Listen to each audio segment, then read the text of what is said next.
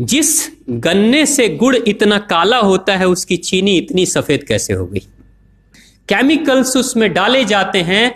और मैं एक चीनी मिल के अधिकारी जो मैनेजर है, मैं उनकी बात आपको बता रहा हूं। उन्होंने कहा कि मुझे लगभग 12 साल हो गए चीनी मिल में काम करते हुए, और जब से मैंने काम करना शुरू कर दिया चीनी मिल में, तभी से मैंने घर में चीनी लाना ही बंद कर दिया। मैं तब से अपने बच्चों को चीनी खिलाता ही नहीं हूं, जबकि नौकरी से सैलरी वहीं से मिलती है, मगर चीनी नहीं। मैंने कहा कि आखिर कौन सी घटना घटी जिसके कारण से आपने ऐसा किया? तो उन्होंने बताया एक छोटी सी घटना कि चीनी मिल में जो ये पानी निकलता है ना, चीनी के बनने के बाद उस प्रोसेसिंग में जो पानी निकलता है, उस पानी में वो सारा केमिकल भी मिक्स रहता है, और उस पानी को चीनी मिल वाले लोग अक्सर एक टंकी में जमा करके रखते हैं। ये सभी चीनी मिल वालों के पास में होता है, आप भी कभी जाएंगे तो आपको भी पता चलेगा। वो टंकी में वो पानी रखा जाता है, लेकिन रोज रोज प्रोसेसिंग हो रहा है, रोज चीनी बन रही है, रोज बहुत सारा पानी आ रहा है, तो आखिर कब तक?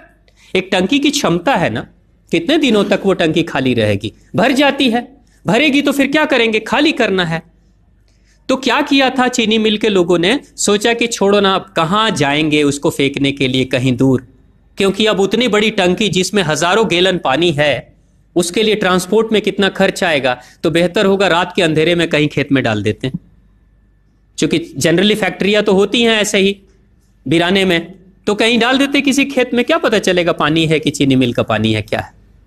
तो ये सोचकर मैनेजमेंट वाले लोगों ने रात में ही उस पानी को खेतों में छुड़वा दिया, और नतीजा ये हुआ कि उस खेत की सारी फसल जल गई, मिट्टी बंजर हो गई। और जब किसान पता करने लगा कि आखिर क्या हुआ मेरे खेत में, जब चेकअप कराया वो मिट्टी का, तो पता चला कि इसमें तो चीनी मिल का जो वेस्ट मटेरियल है वो डाला गया है। तब उसको खबर मिली कि हाँ, किसी स्टाफ ने बताया कि हाँ, हमारे चीनी मिल से ही पानी डाला गया था आपके खेत में, और पूरी मिट्टी बंजर हो गई। उसने केस कर दिया और चीनी मिल वाले को मुआवजा देना पड़ा लाखों रुपए। तभी से वो स्टाफ कहते हैं कि जो मिट्टी को बंजर कर दे वो इंसान के शरीर में जाए तो क्या करेगी। उसी के बाद से मैंने अपने घर में चीनी लाना बंद कर दिया। और सच्चाई है, लगभग अगर आप देखेंगे तो अंग्रेजों के आने के समय अंग्रेज पहला चीनी मिल इन्होंने भारत में ही लगाया था। पहला चीनी मिल भारत में ही अंग्रेजों का लगा, और अंग्रेजों ने चीनी की शुरुआत की। भारत के लोग गुड़ खाते थे, चीनी नहीं खाते थे। उन्होंने बहिष्कार किया, बिल्कुल नहीं, लेकिन चीनी और चाय पत्ती दोनों के लिए लोगों को तैयार किया गया था। चाय पिला पिला कर फ्री में चीनी के लिए तैयार किया गया, और चाय के लिए भी तैयार किया गया। अंग्रेज ने जब से यह शुरू किया है, और पिछले 50 वर्षों से हमारे समाज में चीनी खाने का प्रचलन बहुत तेजी से बढ़ा है, और उसी समय से भारत के लोगों के बच्चों के शरीर में कैल्शियम की कमी होनी शुरू हो गई है। अगर कोई मां, अगर कोई बहन जो गर्भवती हो, गर्भकाल के दौरान अगर चीनी का सेवन अगर कोई बहन कर रही हो, तो चांसेस ज्यादा होते हैं गर्भपात होने के। कोई मां अगर बच्चे के जन्म से पहले 1 साल पहले से ही चीनी छोड़ दे और सामान्य भोजन करे, अपना ही दूध बच्चे को पिलाए, और कम से कम 5 साल तक बच्चे को चीनी ना खिलाए, खुद को चीनी ना खिलाए, उस बच्चे को कभी भी ऑस्टियोपोरोसिस की समस्या नहीं हो सकती। कैल्शियम की कमी उसके शरीर में कभी नहीं होगी।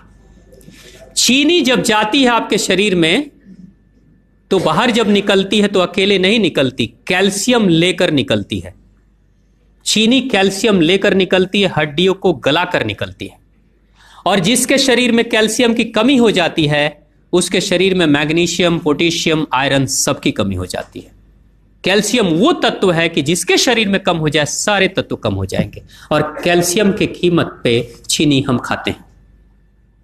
भारत, पाकिस्तान, बांग्लादेश, नेपाल, ऐसे कुछ देशों के अलावा दुनिया के बहुत सारे ऐसे राष्ट्र हैं जहां चीनी का इस्तेमाल ही नहीं होता। आज भी चीनी खाते नहीं, बहुत सारे देश नहीं खाते बिल्कुल। आप गुड़ खाया करिए, वो ज्यादा बेहतर है, चीनी को छोड़िए।